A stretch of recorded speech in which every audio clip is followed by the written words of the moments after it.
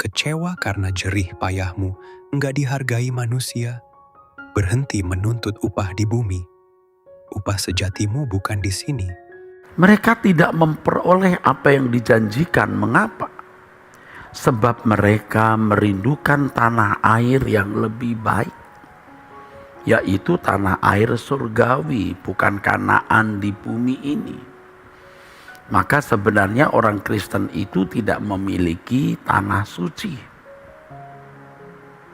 Yerusalem itu bukan tanah sucinya orang Kristen, kecuali Yerusalem baru nanti. Ya, Holy Land kita itu nanti di langit baru, bumi baru. Saudara meteraikan ini di dalam loh hati saudara. Ya, sebab kita tidak pernah menjadi orang Kristen yang benar. Kalau seorang pelayan Tuhan atau pendeta tidak mungkin jadi rohaniwan yang benar, atau tidak akan pernah menjadi hamba Tuhan yang benar kalau tidak memiliki proyeksi berpikir ini, saudara. Ya, upah kita bukan di bumi ini. Makanya tidak heran kalau Paulus berkata, inilah upahku, kalau aku boleh melayani tanpa upah. Jika konteks upah yang dimaksud adalah upah seperti upah yang diterima orang di bumi, bagi dia melayani tanpa upah lebih mengakumulasi, lebih mengumpulkan kekayaan di surga. Jadi adalah kehormatan, wahai sahabat-sahabatku, saudara-saudara, teman seperjuangan, hamba-hamba Tuhan di daerah atau mungkin di kota-kota, tetapi hidup di dalam kesulitan karena melayani, bukan karena dosa atau kesalahanmu, bukan karena pelanggaran moral atau kejahatanmu. Karena berbahagialah orang yang meninggal di dalam Tuhan, karena perbuatan mereka akan menyertai mereka. Upahmu besar di surga. Saudaraku sekalian, jadi kita tidak mengharapkan upah di bumi ini. Bahkan ucapan terima kasih. Ya, saya pernah sakit hati, kecewa, benar-benar mengalami bitterness, kepahitan. Ketika jerih lelah saya tidak dihargai atau kurang dihargai. Bahkan balasannya itu malah menyakitkan, saudaraku. Dan itulah yang membuat saya pahit. Tetapi saya bersyukur bisa melewatinya. Bersyukur bisa melewatinya, saudaraku sekalian. Saya renungkan, saya hayati, mengapa ya kok bisa sakit hati begini ya? Oh, ternyata saya menuntut balas. Saya sudah berjerih lelah. Saya sudah berjuang. Dan menurut saya, bisa salah ya, menurut saya, tidak ada orang yang melakukan perjuangan sehebat ini. Untuk lingkungan saya waktu itu, tidak ada orang yang mengorbankan tenaga, pikiran, dan uang, bahkan harta. Nah, kenapa sakit hati? Karena saya masih mengharapkan upah. Walaupun itu hanya ucapan terima kasih, saudaraku. Walaupun itu hanya penghargaan. Nah, dari apa yang kita pelajari ini, kita mulai mengerti bahwa upah kita di surga. Nah, saudara mungkin berkata, wah itu Pak, kita mau udah tahu. Oh, saya tahu, Anda tahu. Saya tahu, Anda sudah tahu. Tetapi apakah ada tindakan hidup kita yang benar-benar terfokus pada mengumpulkan harta di surga itu? Artinya pengabdian yang tulus kita kepada Tuhan. kesediaan kita melakukan apapun yang Allah kehendaki, saudaraku, tanpa mengharapkan upah dari manusia, bahkan ucapan terima kasih. Ini penting saya kemukakan, saudaraku, sebab jika kita benar-benar melakukan segala sesuatu untuk Tuhan, seperti yang dikatakan di dalam surat Korintus, baik kamu makan atau minum atau melakukan sesuatu yang lain, lakukanlah semua itu untuk kemuliaan Tuhan. 1 Korintus 10 ayat 31. Maka, saudaraku, dampaknya itu luar biasa. Dan itu tidak bisa dimengerti karena tidak akan dialami oleh orang yang tidak sungguh-sungguh mau mempertaruhkan hidupnya bagi Tuhan tanpa menuntut upah apa-apa dari dunia ini. Sebab kalau orang masih menuntut upah dari dunia ini, ia tidak akan bisa membangun atmosfer kerajaan surga di dalam dirinya. Nah, kemudian saya juga jelaskan, ya, mengapa orang tidak ingin bertemu dengan Tuhan Yesus. Oke, bukan tidak ingin ya, tidak merindukan. Kalau mati ya tentu tidak ingin masuk surga, tapi tidak merindukan bertemu dengan Tuhan Yesus. Tidak merindukan pulang ke surga, karena nggak punya apa-apa. Semua yang diperjuangkan hanya untuk di bumi. Beda dengan orang yang memperjuangkan segala sesuatu untuk kerajaan surga. Di mana ada hartamu, di situ hatimu berada. Matius 6 ayat 21. Tetapi ayat 19 dan 20-nya apa? Kumpulkan harta di surga. Lalu di mana ada hartamu, di situ hatimu. Jadi sampai berbusa-busa mulut saya mengatakan, pindahkan hatimu. Nggak pindah-pindah. Kenapa? Karena tidak berbuat sesuatu bagi Tuhan. Kenapa? Karena tidak berbuat sesuatu bagi Tuhan.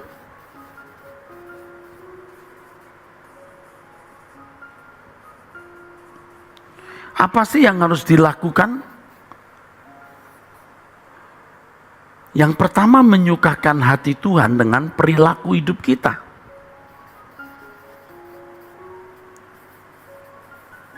Perilaku kita.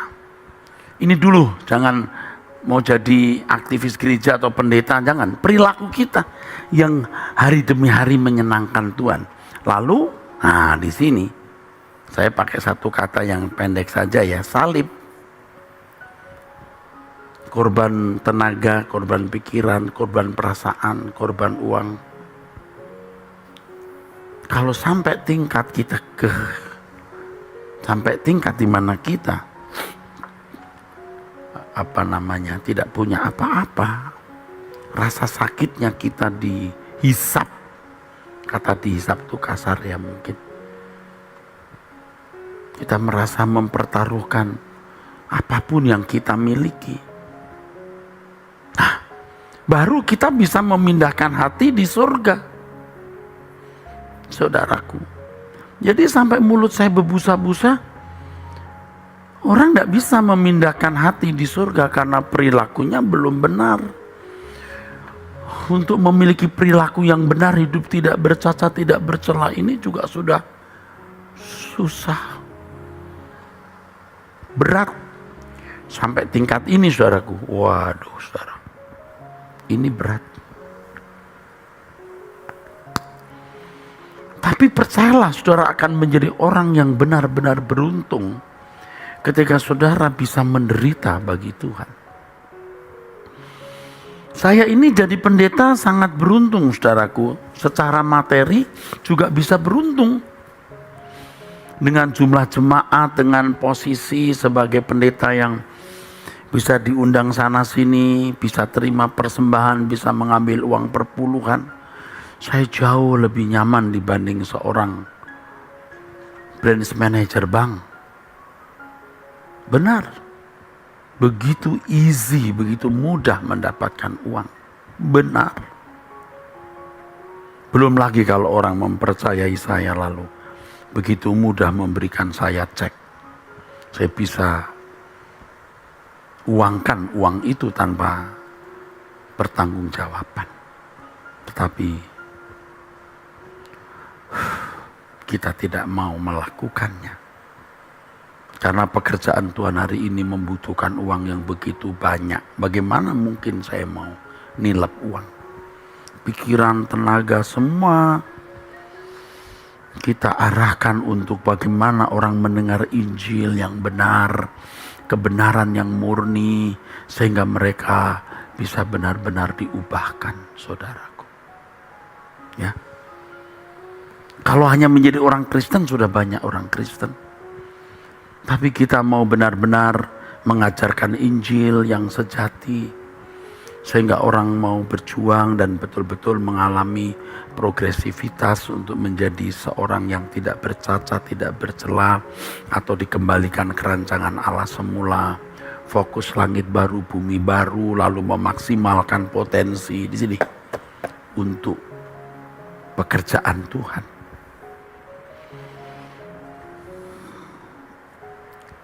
Banyak orang Kristen yang tidak ingin pulang.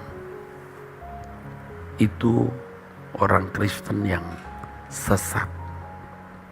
Sesat.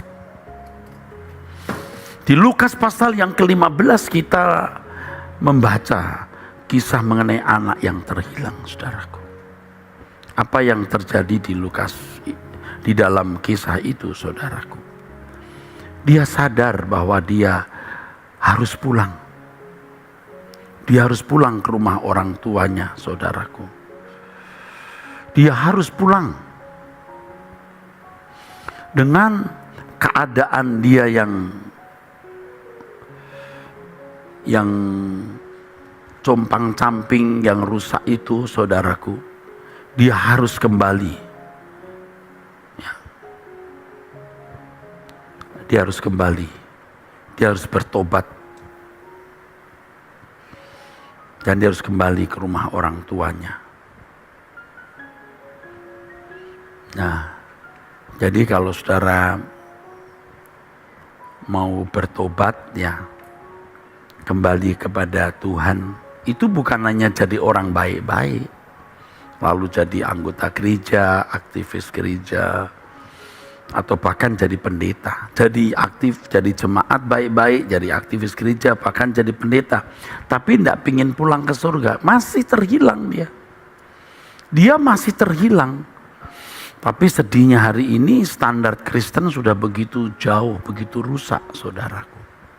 Nah, saya makin mengerti mengapa Tuhan membuat orang-orang Kristen abad mula-mula dibuat habis-habisan.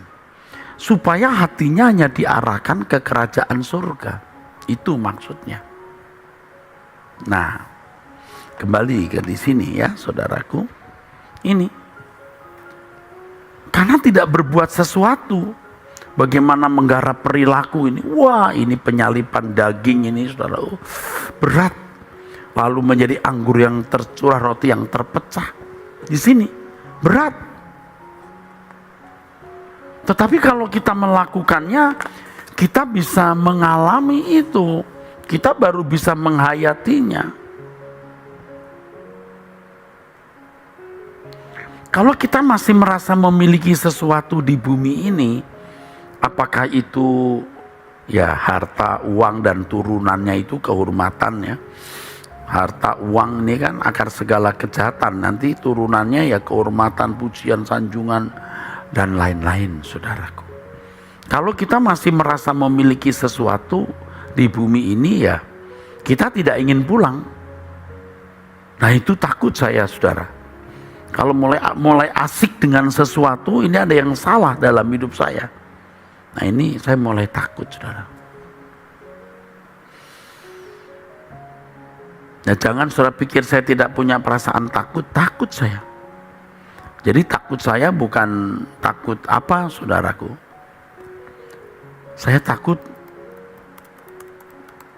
ada sesuatu yang salah yang saya lakukan, saudaraku. Asik terhadap sesuatu, maksud saya asik dengan sesuatu. Sesuatu itu apapun, termasuk pelayanan itu pun bisa membuat kita asik, sehingga kita merasa pelayanan itu harta kita. Saya juga takut, saudara. Serius ini. Jangan sampai aku berbuat salah, Tuhan. Makanya perjuangan kita dari hari ke hari itu membuat kita bisa melihat surga sebelum kita menginjak surga. Kita bisa merasakan kegentaran terhadap neraka walaupun kita tidak pernah melihat neraka, saudara. Dan kita tidak akan pernah masuk ke sana. Ya, perilaku kita harus bersih, kita berjuang. Terus yang kedua, tidak boleh ada yang kita genggam. Harus, tidak boleh.